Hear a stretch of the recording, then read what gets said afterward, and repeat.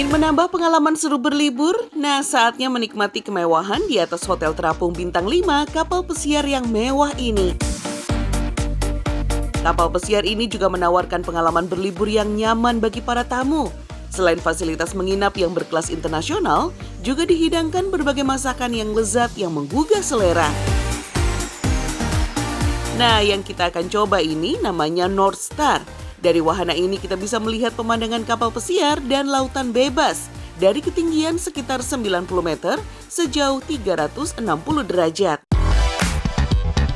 Yang nggak kalah asyiknya, kita dapat menikmati fasilitas kolam renang dan seluncuran ini loh, saat kapal sedang berlayar dari Singapura menuju Indonesia. Ada lebih dari 5 wahana seluncuran air dengan berbagai bentuk yang ada di kapal pesiar ini. Mulai dari level yang paling gampang hingga yang paling tinggi dan pastinya bikin deg-degan. Wah, jadi nagih nih ya. Kita coba yang lebih curam yuk.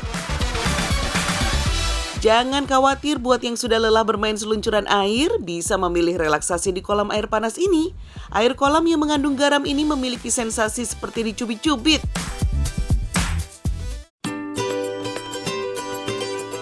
Nah, kalau hobi yang satu ini memang mengundang adrenalin. Ya, memancing di lautan memang sangat menantang dan menyenangkan. Biasanya para pemancing menyewa speedboat untuk sampai di spot memancing yang mereka tuju. Namun, suasana yang seharusnya penuh dengan kegembiraan tiba-tiba bisa berubah menjadi malapetaka. Seperti yang dialami oleh Amrizal dan Rizky, speedboat yang mereka sewa terbalik saat menghantam ombak kecil mengakibatkan 11 orang penumpang dan kru terlempar ke dalam lautan. Pada saat itu ada alun laut lah. Alun laut karena bahasanya jumping. Jumping itu terguling di udara. Saat itu, Amril sedang beristirahat di dalam kamar yang tersedia di kapal, sehingga tidak menyadari speedboat sedang dalam keadaan genting. Saya tertimpa spring bed, gimana pun caranya saya berinisiatif harus bisa keluar dari dalam kapal. Menurut penuturan Rizky, kapten yang mengendarai kapal ini salah mengambil keputusan, sehingga ombak laut terus menerjang ke kapal hingga terbalik. Ya mungkin dari analisa saya ya, kapten itu salah ambil langkah mungkin. Atau memang ya kejadian lagi apa saja ya gitu. Rizky dan Amril beserta penumpang lainnya langsung bergegas melompat ke laut, namun karena panik, mereka terjun tanpa menggunakan pelampung. Setelah terbalik, itu kapal sebelum tenggelam, teman-teman juga udah pada lompat ke laut. Kebetulan pelampung kita memang belum pakai, belum siap. Masih ada di kapal. Akhirnya ada salah satu teman bilang ke kapten, teriak, "Cap, coba ambil itu pelampung, biar teman-teman pakai pelampung." Selama menunggu penumpang yang lainnya muncul ke permukaan air laut, nahkoda kapal berusaha untuk mengambil pelampung di kapal yang tenggelam. Pertama kejadian tidak ada yang memakai lip jacket sama sekali. Atau pelampung keselamatan. Akhirnya mereka pun nongol satu persatu. Bertahan selama 3 jam di atas permukaan laut, Amril dan Rizky beserta penumpang lainnya saling erat terikat dengan tali tambang yang didapat dari kapal. Usaha ini dilakukan agar para pemancing tidak terpisah terbawa ombak. Pada saat kapal tersebut belum tenggelam, itu ada tambang kurang lebih 15-20 meter. Jadi kalau lip jacket tuh, pelampung tuh kan, ininya agak longgar. Jadi kita masukin ke 12 orang tersebut. Musibah yang dialami Amril dan Rizky merupakan kelalaian nahkoda yang belum terbiasa menggunakan jenis kapal cepat atau speedboat. Amril sendiri pun menyesali kejadian ini. Nahkodanya itu ternyata nahkoda cabutan. Setelah kapal benar-benar tenggelam, semua penumpang menjadi panik. Kapten kapal berinisiatif untuk berenang menuju daratan untuk meminta bantuan. Akhirnya kapten inisiatif berenang ke arah pulau. Dia sendiri mencari pertolongan. Dan kita pemancing sama 2 orang ini ABK, kita standby situ di lokasi. Rizky dan Amril terombang-ambing di lautan bersama korban lainnya hanya bisa pasrah kepada Sang Pencipta bila mereka tak terselamatkan.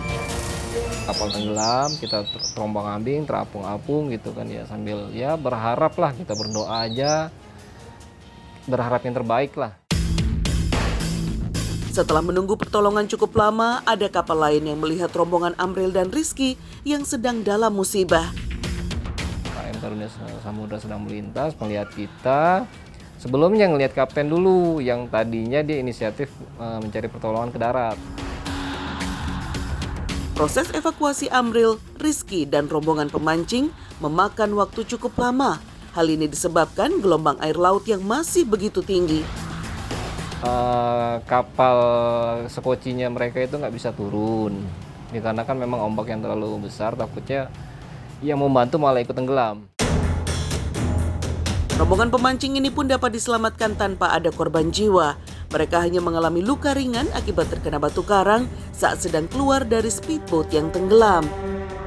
Itu begitu kapal terbalik itu Mas, itu saya naik ke bawah kapal, bagian bawah kapal itu kan banyak kerang-kerang ya, kecil-kecil itu. Udah saya luka-luka juga nggak masalah deh, saya nggak pikirin, yang penting selamat dulu. Bencana speedboat yang tenggelam saat memancing membuat Amril dan Rizky mengalami trauma hingga beberapa waktu. Keduanya masih belum bisa melupakan kejadian naas itu. Ya kalau dibilang trauma sih tinggal tergantung mental atau diri sih. Trauma kita itu kurang lebih ya ada 7 bulan lah. 7 bulan vakum dari mancing, sama sekali trauma ngeliat laut juga, sama sekali deh. Kedua sahabat memancing ini, Amril dan Rizky, bersyukur masih diberikan keselamatan dari kejadian tragis itu. Bahkan tidak ada korban jiwa yang diakibatkan tenggelamnya speedboat yang mereka tumpangi.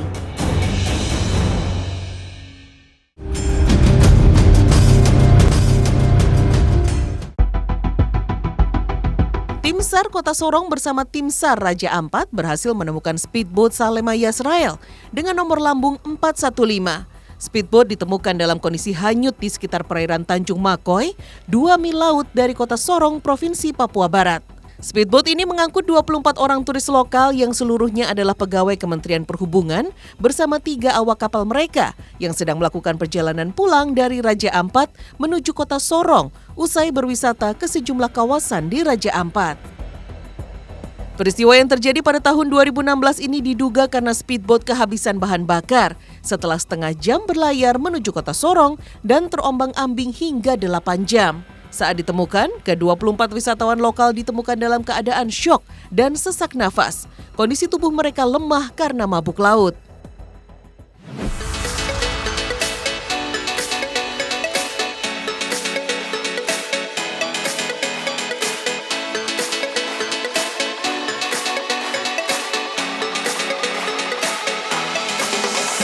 Alangkah baiknya sebelum menggunakan speedboat dicek dulu ya kondisi dan kelengkapan yang ada di atas kapal. Apabila cuaca sedang tidak mendukung, sebaiknya tidak melanjutkan perjalanan.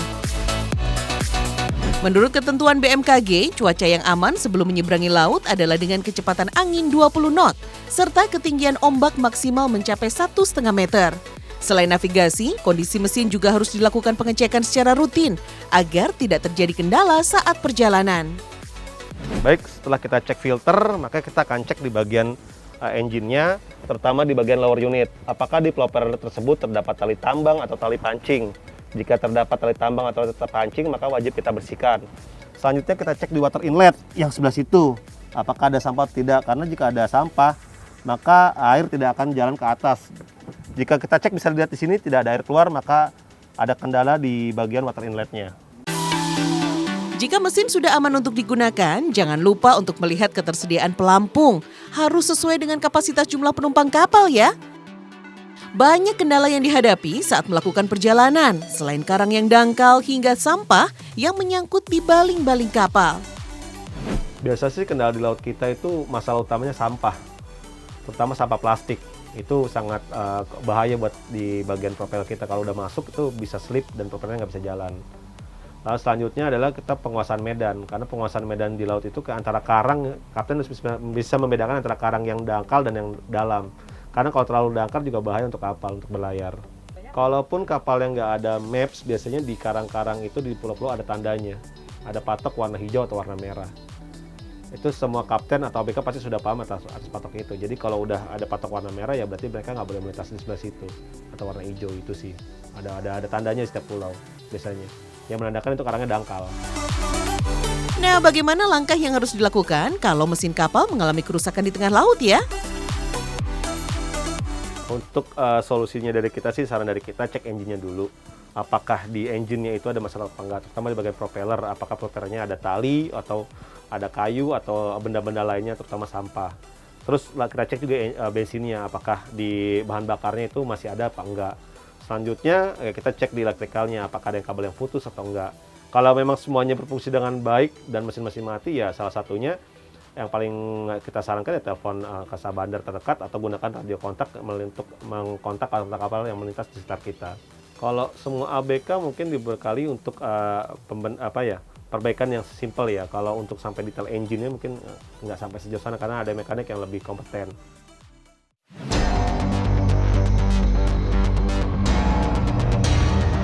Pengalaman hampir mendekati maut juga dialami Cepi Yanuar, seorang pemancing sekaligus host dari program Mancing Mania Trans 7.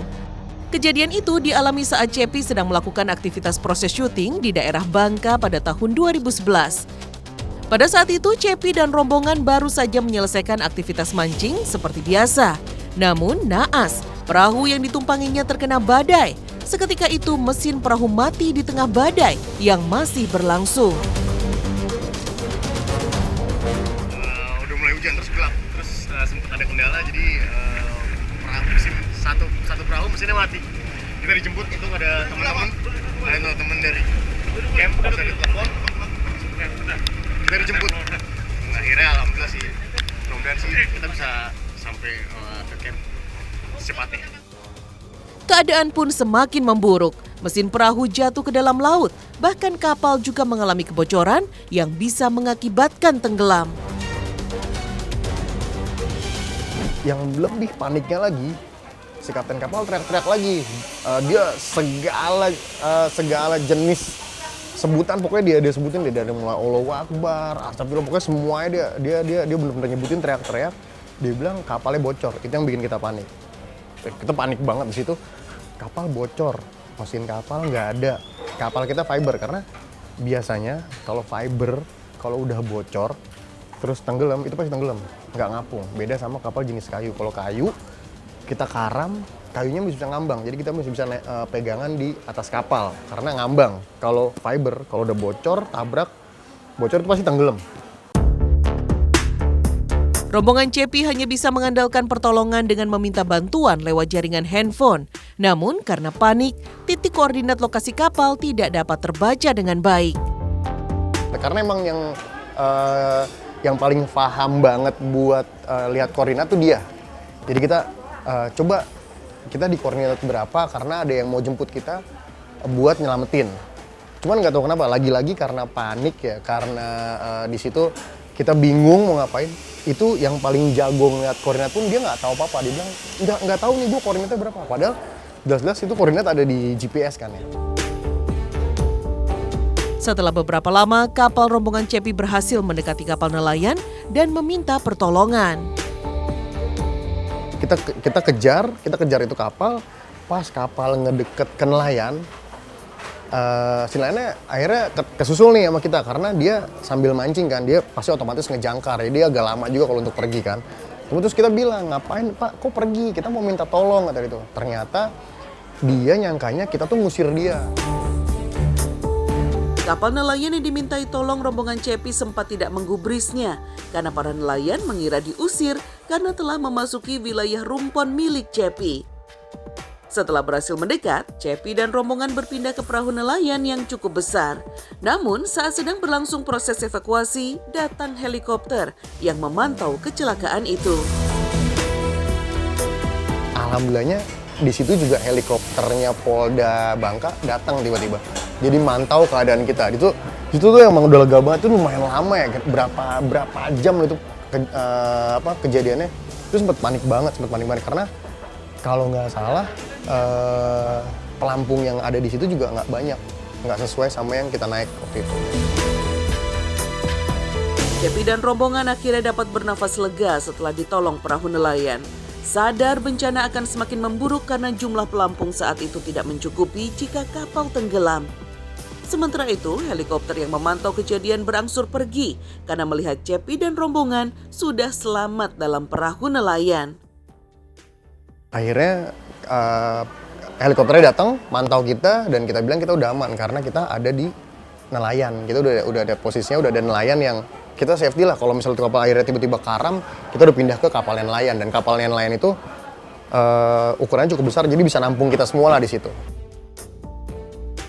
Setelah beberapa lama di atas kapal nelayan, kru dari darat kemudian datang.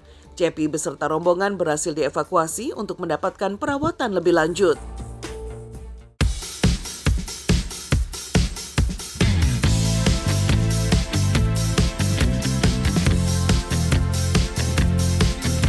Nah, buat penggemar mancing, boleh dicoba nih pengalaman menggunakan kapal mewah berjenis katamaran ini. Selain mewah, fasilitas yang disediakan membuat betah para pemancing yang pasti membuat rasa aman dan nyaman saat berlayar.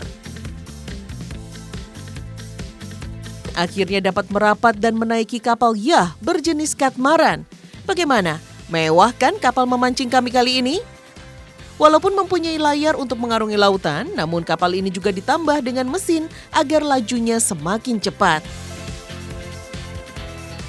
Ini kita buka layarnya biar semakin cepat kita menuju spot, karena emang kapalnya itu mesinnya cuma kecil, 30 pk kanan, 30 pk di kirinya.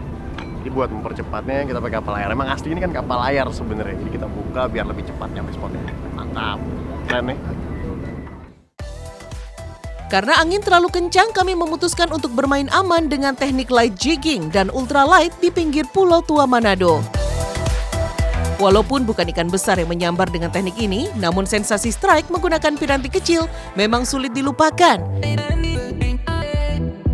Dan gak berapa lama, akhirnya yang ditunggu-tunggu datang. Rupanya dengan teknik light jigging, ikan yang didapatkan cukup besar.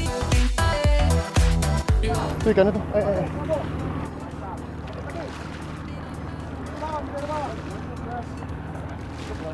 Keren.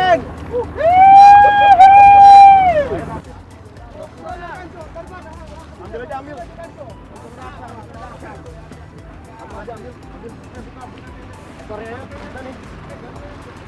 Talinya aja pegang, Om Jimbal. Talinya. Nah. Benar saja, kerapu cukup besar bisa menjadi menu buat siang nanti. Main besar nih. Pas kita mau makan siang, katanya ikannya belum ada. Jadi kita dapat buat makan siang. Mantap. Menggunakan kapal berjenis katamaran ternyata mengurangi goyangan pada kapal. Dua lambung yang berada di sisi kanan dan kiri dapat meminimalisir goyangan. Kapal ini memiliki fasilitas untuk bersantai yang dilengkapi dengan pendingin udara dan TV. Kemudian dapur untuk memasak serta kamar tidur yang dapat menampung hingga 3 orang. Wah, kalau memancing dengan menggunakan kapal yah seperti ini sudah pasti nyaman. Bahkan aktivitas memancing pun dapat berjalan dengan lancar karena minim goyangan. Nah, sudah pasti hasil tangkapan ikan yang didapat bisa maksimal.